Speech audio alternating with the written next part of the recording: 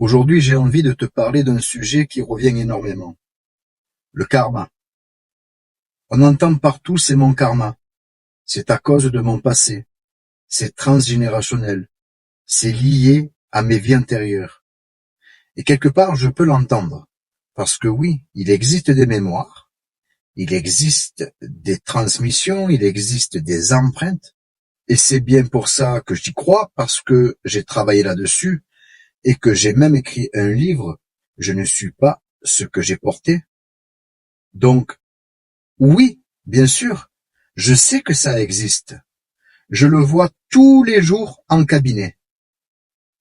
Bonjour à tous. Je suis Bruno Evangelisti, praticien en développement personnel et bien-être depuis plus de 30 ans, créateur de la méthode Divin et du Divine Scan, auteur de plusieurs ouvrages et intervenant régulièrement en radio et sur différents médias. À travers mon travail, en cabinet et en formation, puis en conférence, j'accompagne des personnes à comprendre ce qu'elles vivent, à sortir de leur schéma et à reprendre leur pouvoir. Et aujourd'hui, j'ai envie de te parler d'un sujet qui revient énormément, le karma. Je le vois tous les jours en cabinet. Mais là où je veux t'emmener aujourd'hui, c'est sur quelque chose de beaucoup plus important. Beaucoup de personnes utilisent le karma comme une excuse inconsciente, une façon de ne pas regarder ce qui se passe réellement en elles. Parce que c'est plus facile de dire c'est mon karma que de dire qu'est-ce que je vis réellement aujourd'hui. C'est plus confortable de regarder le passé que de se confronter au présent. Parce que le présent demande une chose, la conscience. Et la vérité, elle est là.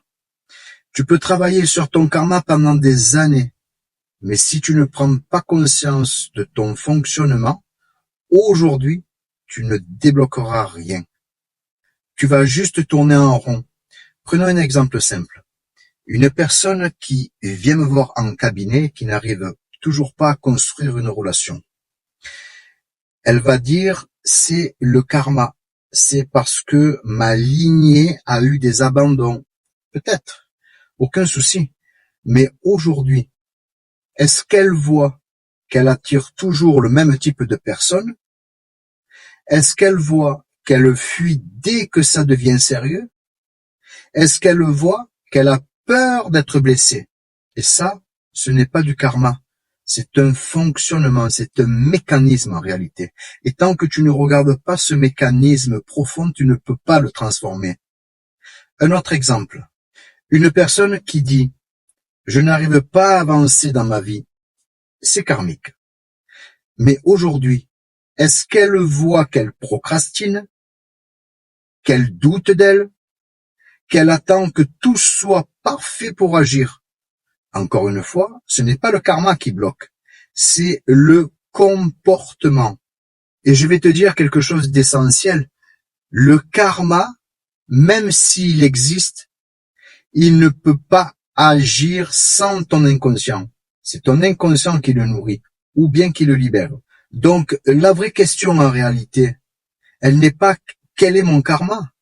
La vraie question, c'est qu'est-ce que je ne vois pas chez moi aujourd'hui? C'est ça le plus important, parce que la première et le premier pas de libération, ce n'est pas de comprendre ton passé, c'est de voir ton présent, c'est de prendre conscience de tes peurs, de tes réactions, de prendre conscience de tes schémas. Et c'est qu'à partir de là que tu pourras reprendre ton pouvoir intérieur. Parce que tant que tu donnes le pouvoir au karma, tu te déresponsabilises. Mais le jour où tu reprends la responsabilité de ce que tu vis là, tu peux transformer. Alors, oui, il peut y avoir des mémoires, il peut y avoir des charges, il peut y avoir aussi des empreintes, mais la clé première, elle sera toujours la même, la conscience. Et sans cette conscience, tu répéteras en permanence. Avec conscience, tu transformes. Mais écoute bien ça. Tant que tu dis, c'est mon karma, tu restes bloqué. Le jour où tu dis, c'est moi aujourd'hui, je redeviens libre parce que le karma n'est pas une prison, eh bien là, ça devient révélateur. C'est un révélateur hyper puissant. Et si tu ne regardes pas ce qui révèle, eh bien il reviendra. Encore et encore et encore et tout le temps. Alors peut-être sous d'autres formes, avec d'autres personnes, dans d'autres situations bien entendu, jusqu'à ce que tu comprennes. Alors la vraie libération, ce n'est pas d'effacer ton karma, c'est d'arrêter de fuir ce qui te montre. Regarde-toi, comme je le dis bien souvent dans tous mes podcasts, dans tous mes livres, dans toutes mes séances, observe-toi, sois honnête avec toi-même, parce que tout ce que tu refuses de voir se répétera en permanence et tout ce que tu oses regarder se transformera. Et ça, c'est le vrai pouvoir. C'est pas le karma, c'est toi. Et laisse-moi aller encore bien plus loin avec toi, parce que je sais que certaines personnes vont encore dire oui, mais Bruno, il y a des choses qui ne s'expliquent pas. Je suis entièrement d'accord. Il y a des choses qui malheureusement dépassent l'entendement et il y a des répétitions de vie, il y a des situations incompréhensibles, il y a des blocages profonds. Mais même là, je vais encore aller même bien plus loin, la seule porte de sortie, ce sera toujours la même, la conscience de ce que tu vis aujourd'hui. Parce que même si tu portes quelque chose, tu le vis à travers ton fonctionnement. Et ça, c'est capital de le comprendre. Deux personnes ne peuvent porter une mémoire similaire. L'une va s'enfermer dedans, l'autre va s'en libérer. Pourquoi? Eh bien, parce que l'une regarde et l'autre évite. Parce que l'une se responsabilise et l'autre cherche une cause extérieure. Et ça change tout.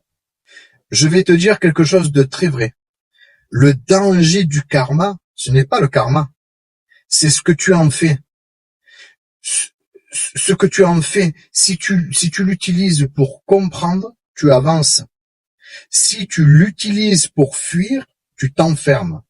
Et aujourd'hui, beaucoup de personnes s'enferment sans s'en rendre compte. Elles deviennent spectatrices, en réalité, de leur vie, sans même en avoir conscience. Elles attendent que ça passe, elles attendent que ça change, elles attendent une libération extérieure, mais rien ne change tant que toi, tu ne changeras pas ton regard. Et ça, c'est dur peut-être à entendre, je le comprends tout à fait, mais c'est libérateur. Parce que ça veut dire une chose très importante. Tu n'es pas condamné. Tu n'es pas bloqué. Tu n'es pas prisonnier d'un passé invisible. Tu es juste à un endroit de ta vie où tu ne te vois pas encore totalement. Et le jour où tu te vois vraiment, tout commence à bouger. Tes choix changent. Tes réactions changent. Tes relations changent. Ta vie complète change. Parce que ton karma a disparu. Mais parce que toi, tu n'es plus le même face à lui. Et ça, c'est le vrai bousculement.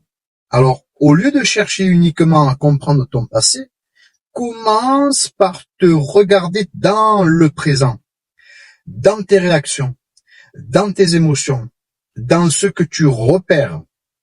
Parce que c'est là, en réalité, que tout se joue. C'est là que tu reprends ton pouvoir. Et rappelle-toi de ça. Le karma ne décide pas de ta vie. Il met juste en lumière ce que tu n'as pas encore vu. Et une fois que tu le vois, tu n'es plus obligé de le revivre. Et là, je vais te dire quelque chose que peu de personnes osent dire. Et peut-être que ça ne va pas te faire plaisir, je le comprends. Mais si tu écoutes encore, c'est que tu es prêt.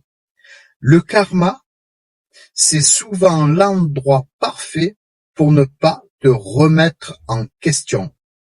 Et oui. Parce que tant que tu dis c'est karmique, tu évites de dire c'est moi. Et ça, c'est violent pour l'ego. Parce que reconnaître que c'est toi, ça veut dire que tu pourrais faire autrement. Et si tu peux faire autrement, alors pourquoi tu ne le fais pas? Pourquoi tu restes? Pourquoi tu répètes? Pourquoi tu acceptes ou pourquoi tu fuis? Voilà les vraies questions à se poser.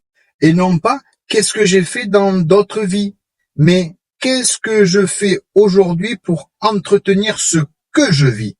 Parce que oui, tu entretiens certaines choses comme la peur, certaines habitudes ou des attachements par inconscience généralement, mais tant que tu ne le vois pas, tout ça, tu peux faire toutes les séances que tu veux, toutes les séances, les séances énergétiques, les soins énergétiques que tu veux, toutes les libérations karmiques que tu as envie de faire, rien ne tiendra. Parce que tu vas recréer derrière encore et encore et encore. Et là, je vais aller encore bien plus loin. Certaines personnes ne veulent pas guérir, pas consciemment, mais inconsciemment, oui. Parce que leur douleur leur donne une identité, parce que leur blocage leur donne une excuse, et parce que leur histoire leur donne une place. Et si elles lâchent ça, elles ne savent plus qui elles sont. Alors, elles préfèrent garder le problème plutôt que de perdre leur repère, et ça, c'est une vraie vérité que peu de gens acceptent de voir. Même si toi, tu l'entends aujourd'hui, alors tu peux changer quelque chose. Parce que la vraie question, ce n'est pas pourquoi ça m'arrive. C'est qu'est-ce que je gagne à ce que ça continue? Oui. Qu'est-ce que tu gagnes à rester bloqué? Qu'est-ce que tu évites? Qu'est-ce que tu refuses de voir? Parce que tant que tu ne regardes pas ça, tu restes enfermé. Tu restes enfermé dans ton karma, dans ton fonctionnement. Et le jour, où tu vois ça, tu ne peux plus faire semblant. Tu ne peux plus te raconter d'histoire. C'est simplement impossible. Tu ne peux plus fuir. Et là, tu as deux choix. Continuer comme avant ou changer vraiment. Pas en surface, dans les mots, dans les intentions, mais dans tes actes aussi. Mais sans oublier aussi dans tes décisions, dans ta façon d'être. Et ça demande du courage. Mais c'est le seul endroit où ta vie peut réellement basculer, tu vois. Alors arrête de chercher une explication qui te rassure. Cherche une vérité qui te transforme. Même si elle dérange, même si elle bouscule, même si elle te met face à toi-même, parce que c'est exactement là que tout commence et que commence ta vraie liberté.